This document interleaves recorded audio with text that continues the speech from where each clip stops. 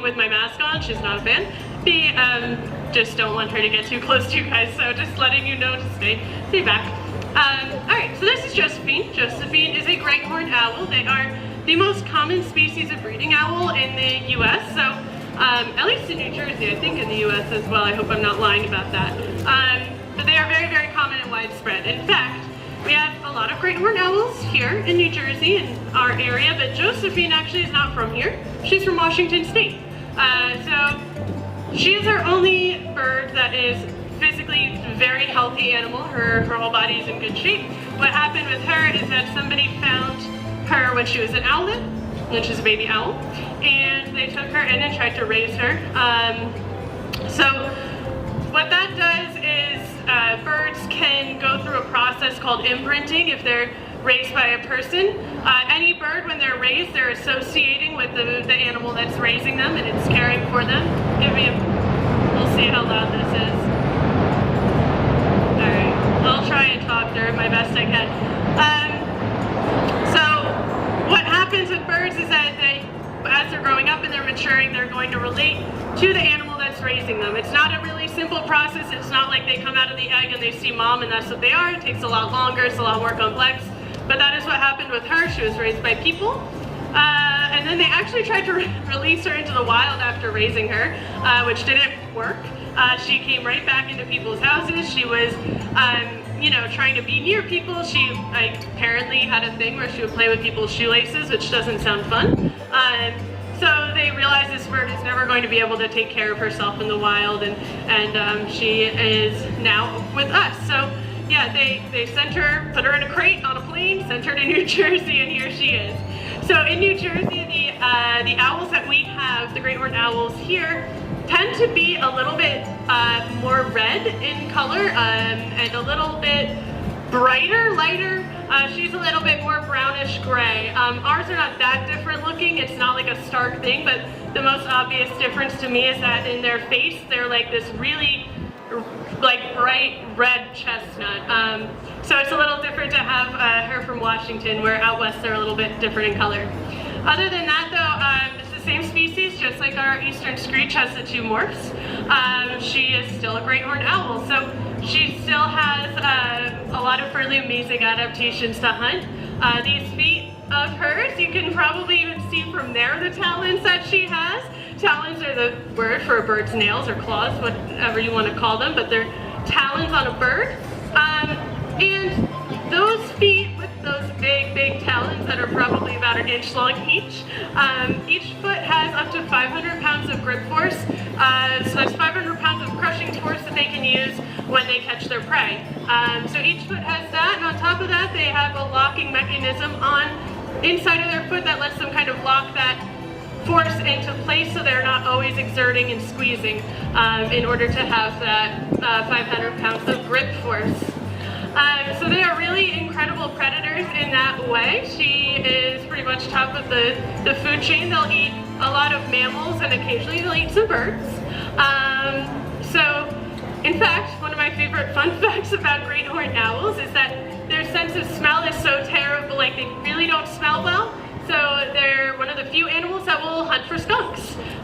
They're big enough to take a skunk down, and they don't care about the skunk's defense mechanism you know, spraying for their defense and having that smelly spray. What Rosetta's going to bring around for you guys to look at right now, we have owl pellets. You guys may have at some point dissected these in school. All raptors have pellets, although we often just call them owl pellets. These are from an owl, I believe. And when owls eat their food, they pretty much swallow their prey whole, unless it's something really big, like a skunk. But if it's like a mouse or something like that, they'll just swallow the whole thing. And she will be able to eat all that, and then her body will actually separate out the bones and the fur and things like that, and pack them into a nice little pellet, which Rosetta's going to show you, which they cough up. So it's not throw up or anything like that. It's the closest I can equate it to is a hairball, but even that's a little bit far off. It's just a very special thing that only raptors really do. So it's a cool thing to see that. And you can actually dissect those owl pellets to see what the bird had eaten that day. So you can go through it and find mice bones or bird bones and find out what was lunch that day for the bird. So that's one of the neat things about these great horned owls is that ability to hunt, and now you can find out what they're actually hunting. Now these guys, I believe Rosetta probably mentioned this, but like the other owls, their eyes are almost completely fixed in their head. They can't really move them around. So they instead have enough vertebrae to move their head, oh, good demonstration, all the way behind their head. They can't turn it in a full 360 circle, but they can turn about 280. So they can make it pretty far around. Josephine's a very attentive bird, especially to things in the sky at home. She loves watching airplanes, so she's looking all around right now, checking things out. So these guys are called the tiger of the sky often. You can see she's got a lot of stripes on her, so that's part of where they got their nickname on top of being really good predators. And this time of year, their babies are actually almost totally grown. We know that they're probably leaving the nest if they are not already starting to get out of there and start hopping around on branches and learning how to fly a little bit.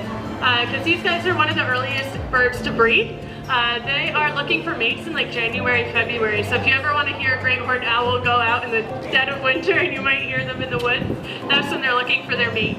They mostly mate for life, but they separate through most of the year and then they come back together for the winter time, raise their babies, and then move on and see each other in the same territory a year later. But when they do have babies, they are, I joke that they're lazy because they don't usually build their own nest. They will steal the nests of other birds, typically red-tailed hawks because they're really big. So they will take those nests and just take them over because they're, like I said, the earliest of the season. So they can just take that nest over, have their babies, and raise them. She's not like that noise, so I'm going to let her go back. What this is, I'm able to read her body language. I know we mentioned this a bit, but the way that birds will relate their kind of, well, I'll say feelings even though that's a bit human. The plumicorns on her head, when they're kind of relaxed like they are now, it means that she's hanging out, she's fine, she's relaxed. If they were like pinned back, she's kind of mad. And you'll see she occasionally kind of huffs, it's called fluttering, and they'll just kind of pant like a dog. That means they're nervous. So she does that on and off now. She's stopped now that I said I was going to put her away, so I don't know. I'll keep her up and while she's comfortable. Does anybody have any questions about her? All right. Oh, sorry. Her name is Josephine. How long do they live for? In captivity, the oldest one I know of was 38, but in the wild, it's like 20-ish. But the oldest one I know of just passed away like a few months ago. He was at Raptor Trust. He was another imprinted owl, and they had him for his whole life, so he had really good care forever. But in the wild, it'd be like 20-ish years, give or take.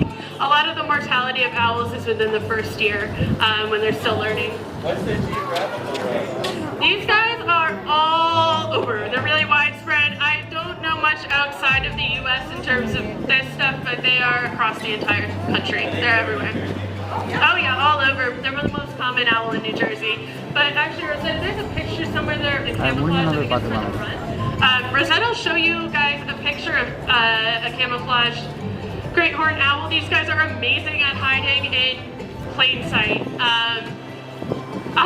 Rosetta and I were actually watching for great horned owls, and we must have stared at a tree the other week for like a good 20 minutes before we saw some of the owls that were there, because they're just so beautifully camouflaged in there. Yeah, it's a good girl. And you might see occasionally she'll show you her bib. She has like this little bit of white under her chin, and that, when she's hooting, which I guess she's, I feel like, doing today, come visit her at Flat Rock and she will not stop hooting at you, so if you want to hear her hoot. But when they are showing off and they're hooting, she'll actually show off that white bib and stick her little tail up while she's hooting. That's her version of showing off, especially during mating season. Imprints are kind of interesting because none of their knowledge of being an owl is, you know, quote unquote normal for a wild owl. So she hoots all the time at people, which a wild owl would never ever do. As a female owl though, their hoots are actually exactly what you imagine with an owl's hoot. They do the whoo, whoo, whoo. And the females' voices are a little bit higher than the males, and they also have one extra syllable. So for the most part, you can really tell in the wild if it's a male or a female bird hooting, which is kind of a cool thing. We did have some wild great horned owls hooting and actually visiting her at Flat Rock this winter. I guess they did not, it was not going to work out too well because she lives in an enclosure, so they're not going to be able to get to her. Oh my God. All right, so that's Josephine, our great horned owl. I will let her go back inside. I know, there's airplanes, so fun. How old is Josephine? Josephine is around about 9 or 10 years old, somewhere around there. I think she's 9. Pretty sure she's 9. We got her in 2014, so she's been around us for a little while. I think she was, her process of getting rehomed was really pretty quick because they had her really quickly after she tried to get released. It didn't work, and they were really able to rehome her quickly. Imprinted owls are a lot more common to see when people are physically working with them. They're a lot theoretically easier to deal with. In our book, we always think Tilly's a little easier, so it's backwards of what most people say. But most people will tell you that imprinted owls are the easier one to train and work with.